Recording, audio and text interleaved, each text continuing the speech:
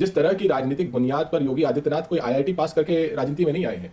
मतलब ये सवाल ही आपका बेवकूफी का और बेईमानी। ऑफ कोर्स जिसने अगर किसी ने कानून का उल्लंघन किया उसके खिलाफ कार्रवाई होनी चाहिए। क्या भाषा बोल रहा है? तड़ाक नहीं प्लीज। प्रेम शुक्ला यूपी में मत आना, पीट कर भेजे जाते। और मेरे पिता उत्तर प्रदेश के थे और अगर आप उनके खिलाफ अब शब्द बोलिए, मैं भी उत्तर प्रदेश का बेटा हूं। करेगा ये फिर से टीवी पर बोल रही हूं, इस तरह की हरकतें मत किया करिए। आप जो दलाली करते हैं वो करते रहिए, ये सुनने की मादा रखिए। ठीक है।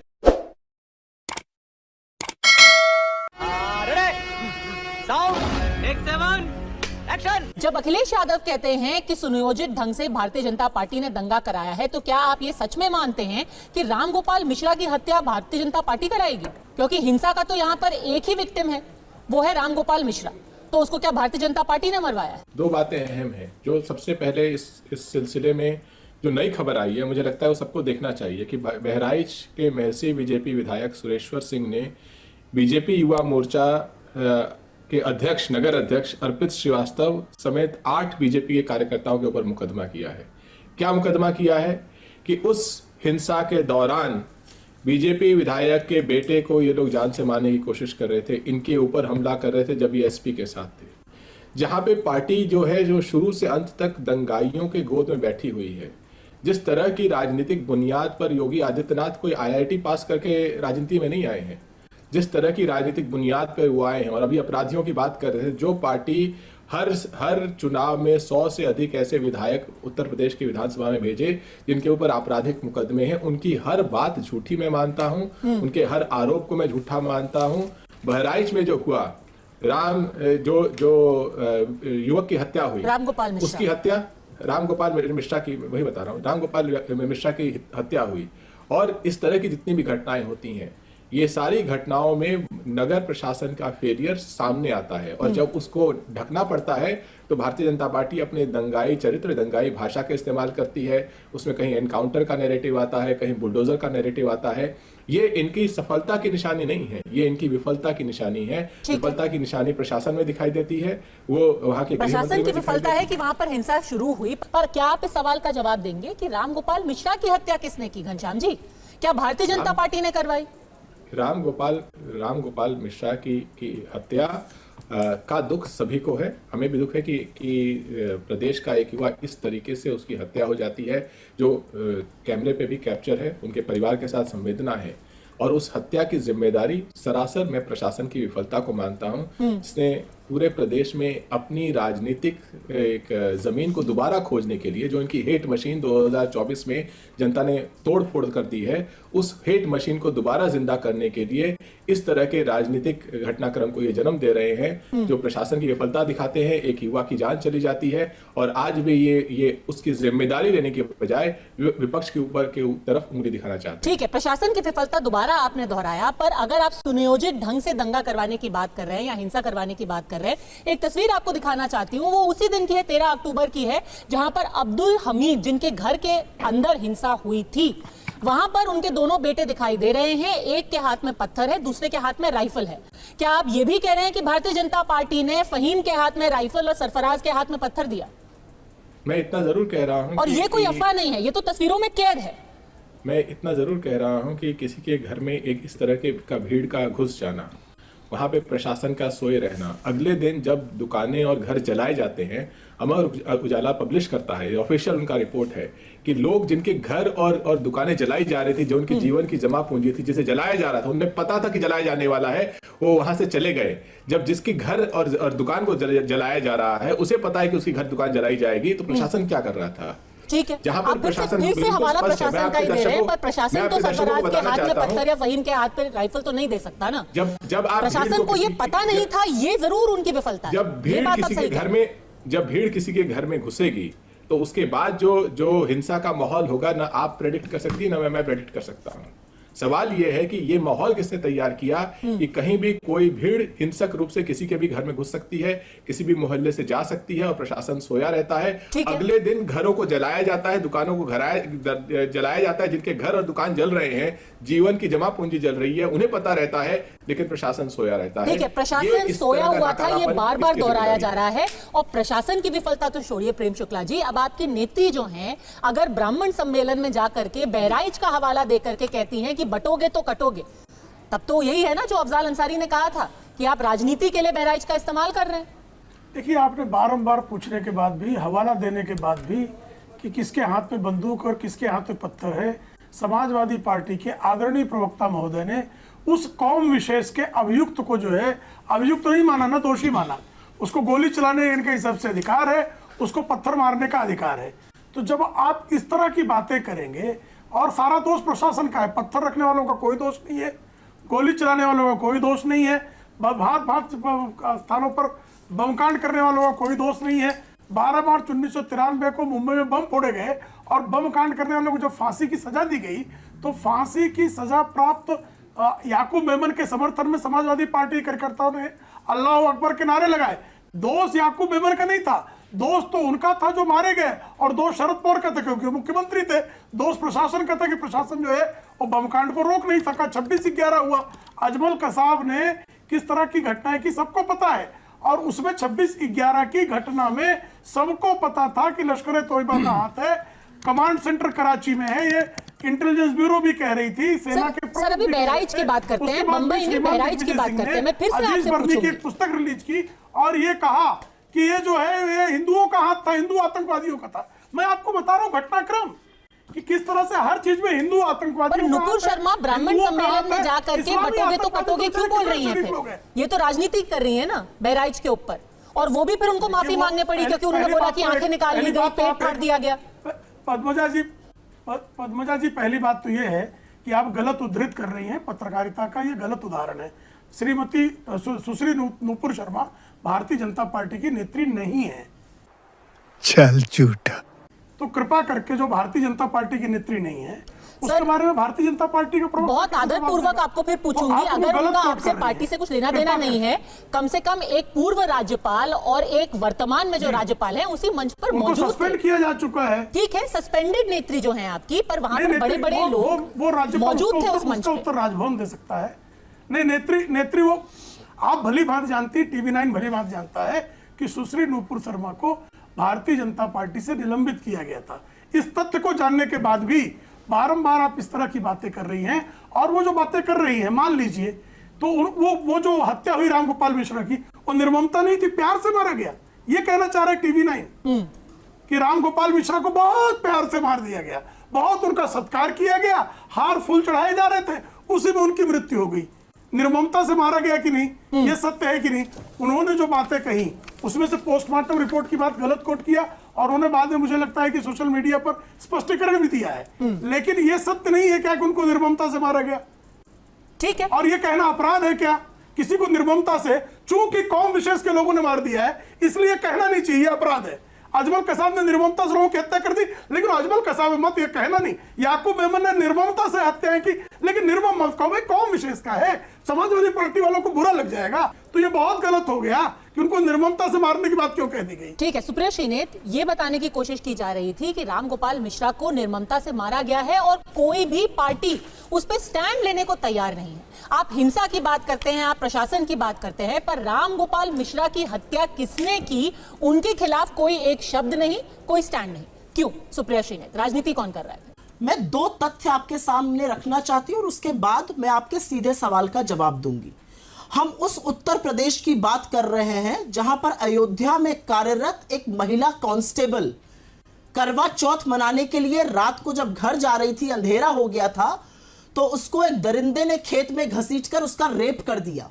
ये एक महिला पुलिस कांस्टेबल के साथ उत्तर प्रदेश में हुआ है। तो महिला सुरक्षा पर और उत्तर प्रदेश की कानून व्यवस्था पर विवेचना, इसको याद रख के कर लीजिए। पहला सवाल, पहली बात।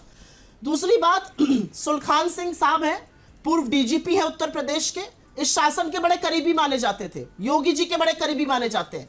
उनका वक्तव्य है 12 घंटे पहले का, और वो कह रहे हैं यूपी पुलिस दबाव में कार्रवाई कर रही है, निष्पक्ष कार्रवाई नहीं कर पा रही है, अगर वो कभी किसी दंगाई के खिलाफ कार्रवाई कर देती है तो सस्पेंड होना पड़ता है। ये उत्तर प्रदेश की कानून व्यवस्था को तार तार बीजेपी के लोग और प्रतीक्षम किम प्रमाणम सामने से हो रहा है। अब मैं आपके सवाल का जवाब देती हूं। रामगोपाल मिश्र की हत्या बिल्कुल गलत थी, जिसने किया उसको बिल्कुल सजा मिलनी चाहिए। हत्या और हिंसा की सार्वजनिक जीवन में कोई जगह नहीं है। मुझे इस बात का बहुत बड़ा दुख है, और मैं हिंदू धर्म की अनुयायी हूं, मैं हिंदू धर्म की अनुयायी हूं, और बिना पूजा पाठ किए एक अन्न का दाना मुंह में नहीं डालती हूं। और मैं ये मानती हूं कि मां के विसर्जन के वक्त ऐसी घटना का होना निंदनीय है, शर्मनाक है, इसकी जितनी भर्त्सना की जाए कम है। लेकिन हमारे हिंदू धर्म में तो कभी नहीं सिखाया गया कि दूसरों के घरों पे चढ़ जाओ, दूसरों के घरों के बाहर जाकर मां बहन की गालियों के गंदे गंदे गाने बजाओ। हमारे यहां तो कभी नहीं कहा गया। हमारे धर्म में तो सिखाया गया सर्वधर्म समभाव। हमारे धर्म में तो शांति पाठ के बिना कोई कार्यक्रम पूरा ही नहीं होता, और उस शांति पाठ में तो हम ग्रह शांति और नक्षत्र शांति और वनस्पति शांति की बात करते हैं। मैं उसके बावजूद ये कहना चाहती हूं, और ये बात कहनी जरूरी है, यहां पर जो बात का जिक्र घनश्याम तिवारी ने किया उसको थोड़ा पुरजोर तरीके से और करना चाहती हूं। आपकी आरंभिक रिपोर्ट करीब 7 मिनट चली। उस रिपोर्ट में सुरेश्वर सिंह का जिक्र नहीं था, और यह जिक्र करना जरूरी है। सुरेश्वर सिंह महसी से भारतीय जनता पार्टी के चुने हुए विधायक हैं।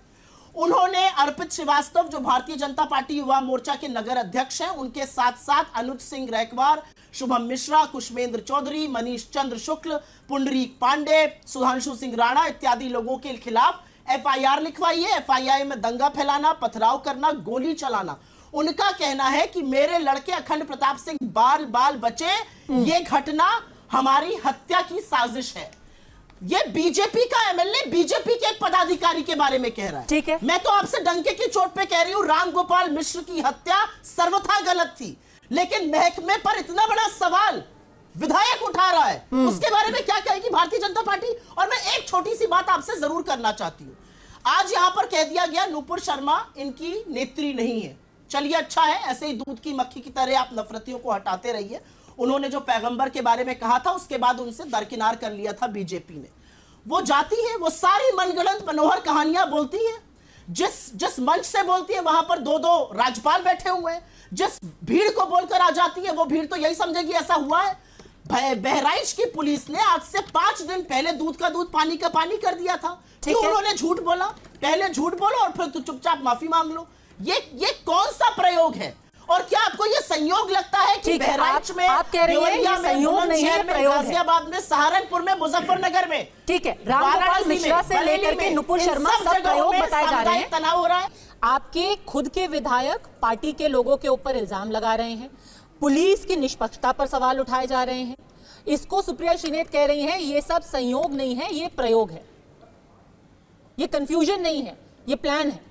अगर किसी भी जनप्रतिनिधि ने किसी के खिलाफ एफआईआर किया है, वो चाहे भारतीय जनता पार्टी के कार्यकर्ताओं पर ही किया हो, तो प्रथम दृष्टया प्रमाण देखने पर भी के आधार पर जो है जांच होगी, और जांच में जो दोषी हो, जिस दल का दोषी हो, उस पर कार्रवाई होनी चाहिए। भारतीय जनता पार्टी का स्पष्ट स्टैंड है। लेकिन अगर समाजवादी पार्टी का होगा तो समाजवादी पार्टी का अपराधी भी होगा, तो उस अपराधी के समर्थन में सपा खड़ी हो जाएगी, और डकैत मंगेश यादव के समर्थन में खड़े हो जाएंगे, मुख्तार अंसारी के लिए जो है फातिया पढ़ने चले जाएंगे। तो ये भारतीय जनता पार्टी का जो है नीति सिद्धांत नहीं है। अगर कोई भी दोषी है उसके खिलाफ कानून सम्मत, विधि सम्मत कार्रवाई होनी ही चाहिए। ठीक है, एक एक करके सीधा सवाल पूछ लेते हैं। भारतीय जनता पार्टी से यह सवाल है कि क्या आपको लगता है पुलिस में अगर कहीं उनसे कोताही हुई है, उनके खिलाफ एक्शन लिया जाना चाहिए? और समाजवादी पार्टी कांग्रेस से यह सवाल है कि क्या अब्दुल हमीद और उनके परिवार, अगर वो किसी क्राइम में संलिप्त हैं, उनके खिलाफ एक्शन हो रहा है, आप क्या उसका समर्थन करते हैं? सुप्रिया श्रीनेत, अगर अब्दुल हमीद और उनके परिवार से कोई क्राइम हुआ है, क्या आप उनके खिलाफ एक्शन को समर्थित करते हैं? मतलब ये सवाल ही आपका बेवकूफी का और बेमानी। ऑफ कोर्स, जिसने अगर किसी ने कानून का उल्लंघन किया उसके खिलाफ कार्रवाई होनी चाहिए। ये सवाल ही बेमानी है। इस सवाल का क्या मतलब है? किसी ने भी अगर कार्रवाई हुई तो उसको फेक बता दिया गया। इसलिए सवाल पूछ रही हूँ। नौकरी के नाम पे भड़वागिरी कर रहे हो तुम। आपके सवाल इसलिए मैंने बेमानी माना क्योंकि आपके सवाल में बायस है। कार्रवाई क्या हुई अब मैं आपको समझाती हूं। पहले दिन हत्या हो जाती है, सबको पता था वहां के हालात बिगड़ रहे हैं, पुलिस ने कुछ नहीं किया, कोई वहां पर 144 सेक्शन नहीं लगाया गया, कोई कर्फ्यू नहीं लगाया गया। अगले दिन आगजनी हो गई, 2 करोड़ की संपत्ति स्वाहा हो गई, उसमें शुक्ला जी की भी गई, उसमें एक मुसलमान भाई थे उनकी भी गई, सबकी संपत्ति स्वाहा हो गई। इसका जिम्मेदार कौन है? शाम को वहां पर पहला सवाल मैंने ये पूछा कि पुलिस से कोताही हुई है, पुलिस के खिलाफ एक्शन होना चाहिए। पहला सवाल मैंने ये पूछा, उसमें बायस क्या है? मुझे आप बोलने दीजिए पहले 1 मिनट, मुझे आप पहले 1 मिनट बोलने दीजिए। आप बीच बीच में मत बोलिए 2 मिनट, मुझे बोल लेने दीजिए। शाम को अमिताभ यश वहां पे पहुंचते हैं पिस्टल हाथ में लेके मारो मारो करने के लिए। जिस राज्य के एडीजी लॉ एंड ऑर्डर को, सेकंड इन महकमा पुलिस को 72 घंटे बाद पुलिस में पिस्तौल लेके चलनी पड़ रही, वहां के लॉ एंड ऑर्डर का क्या ही कहना है? किस तरह की बात आप पूछ रही हैं? जिसने हत्या करी है बिल्कुल उसके खिलाफ कार्रवाई होनी चाहिए, करिए कार्रवाई। लेकिन अगर एक्स्ट्रा जुडिशियल किलिंग्स को आप कार्रवाई कहिएगा, अगर बुलडोजर जस्टिस जिस पर कोर्ट ने आज रोक लगाई है, सुप्रीम कोर्ट ने कहा कोई बुलडोजर नहीं चलेगा जब तक हमारी गाइडलाइंस नहीं आ जाएंगी, उसके बाद भी पीडब्ल्यूडी ने बुलडोजर चलाने की कोशिश करी, उस पर कोर्ट को रोक लगानी पड़ी। अगर यह जस्टिस होगी तो क्या यह कानून संगत है? क्या यह न्याय संगत है? Will an eye for an eye? Where will that take us? मैं ये पूछना चाहती हूँ आपसे, और मैं ये पूछना चाहती हूँ भारतीय जनता पार्टी से।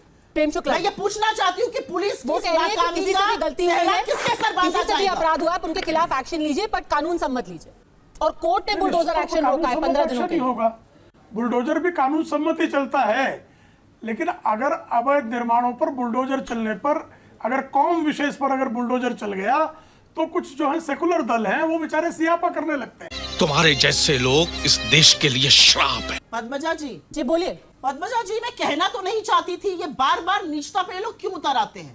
नवरात्र पिछले साल मांस के टुकड़े फेंके गए, मैं इनको दुष्ट कहूं? हिंदू के क्या, मैं इनको गाली वाली भाई जो है इस तरह की बात भाषा का प्रयोग न करे। कांग्रेस हालांकि बेटा भाषा बोलती है, प्लीज ये गलत भाषा का प्रयोग है, ये नीच कहना जो है गलत भाषा का प्रयोग है। मैं इनको इस तरह के शब्दों का प्रयोग करूंगा इनके लिए, ये महिला होकर गालियां बक रही है। मैंने बदतमीजी मत कीजिए सुप्रिया जी, ये बदतमीजी है। ठीक है, इनको माफी मांगनी चाहिए। तेलंगाना पे इनको माफी मांगनी चाहिए, सवाल आपका उठाया, इस महिला को इस अपशब्द के लिए माफी मांगनी चाहिए। मैं तेरे बाप को मत सिखा, चल। कहा कि मंदिर ये में नीच है, इनकी पार्टी नीच है, इनका संस्कार नीच है। ठीक है, एक दूसरे के प्लीज इस शब्द का इस्तेमाल मत कीजिए। अगर गाली वाली भाई, अगर बहराइच में लॉ एंड ऑर्डर प्रॉब्लम थी, कानून व्यवस्था पे आप बहराइच में सवाल उठा रही है, तो तेलंगाना में किसकी गलती है? बदतमीज महिला। प्रेम शुक्ला जी प्लीज। अब वो गालियां बकेंगी, उत्तर थोड़ा देंगी। नहीं प्लीज आप मत बोलिए, मैंने ऑलरेडी इंटरचेक कर दिया।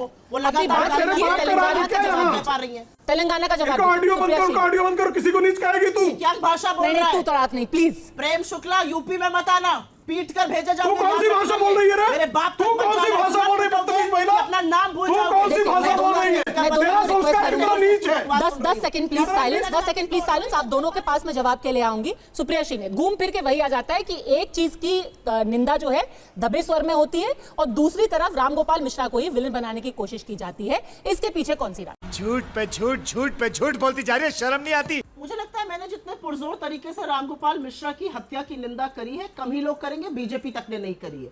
तो ये बिल्कुल बेबुनियादी आरोप है। लेकिन मुझे आपसे एक शिकायत है कि जब मेरे मृत पिता को और मुझे अपशब्द कहे जा रहे थे तो आपने उनको रोका नहीं, और आप मुझे छोड़ के दूसरे गेस्ट के पास चली गई। नहीं, एक सेकंड, आपके अगर आपके पिताजी के खिलाफ कोई भी ऐसा शब्द इस्तेमाल किया गया है तो मैं उसको बहुत ही क्रिटिसाइज करती हूँ, वो बिल्कुल गलत है। इस शो पे ना मैं एनकरेज करती हूँ कि कोई इस तरीके के शब्दों का इस्तेमाल करे, ना मैं ये अलाउ करती हूँ। तो मैं ये बहुत साफ तरीके से कह देती हूँ कि अपने शो में मैं ना किसी के खिलाफ टिप्पणी अलाउ करती हूँ, ना एनकरेज करती हूँ। मैं उत्तर प्रदेश की बेटी हूँ और मेरे पिता उत्तर प्रदेश के थे, और अगर आप उनके खिलाफ अपशब्द बोलिए, मैं भी उत्तर प्रदेश का बेटा हूँ। करेगा ये फिर से टीवी पर बोल रही हूँ, इस तरह की हरकतें मत किया करिए। आप जो दलाली करते हैं वो करते रहिए, ये सुनने की मादा रखिए। ठीक है, प्लीज ऐसे शब्दों का इस्तेमाल मत कीजिए। पहले ही कहा था, रामगोपाल मिश्रा की हत्या जो हुई वो बिल्कुल गलत थी, एब्सोल्युटली गलत थी। लेकिन उसके अलावा उत्तर प्रदेश की सरकार ने जो कुछ उसके बाद किया है, जो विफलता हुई है, उस जंगल राज की कोई चर्चा नहीं होती है। अगर कोई और होता तो उसका इस्तीफा फोटो दिखाकर मांगा जाता। ना महाराष्ट्र में इस्तीफा मांगा जाएगा, ना उत्तर प्रदेश में मांगा जाएगा। ये जंगल राज किसके सर मारा जाएगा, ये मैं जानना चाहती हूँ। कौन इसका उत्तरदायी है? कौन इसका जवाब देगा? भैया मुंह निकल जाएगा हमारा ऐसा करेंगे तो। कौन देगा जवाब? बहराइच में कैसे एक यंग लड़के की डेथ हो गई और करोड़ों की संपत्ति जल के स्वाहा हो गई?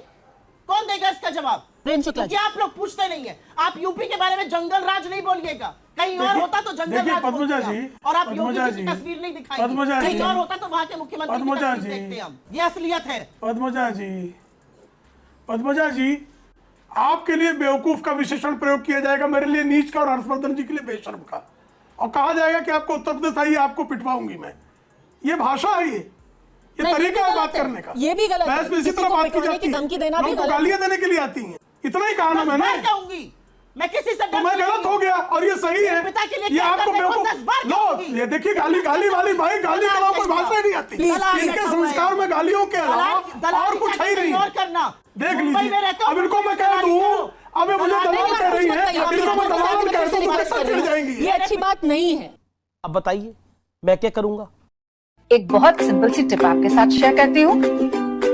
अपने हाथ को इस तरीके से रखिए। If you look at this from your side, आपका लेफ्ट हैंड आपको बी के जैसे दिखेगा और राइट हैंड आपको डी के जैसे दिखेगा। B and D. B for थोड़ी मदद रखिए। वे मैं तेरा मन पर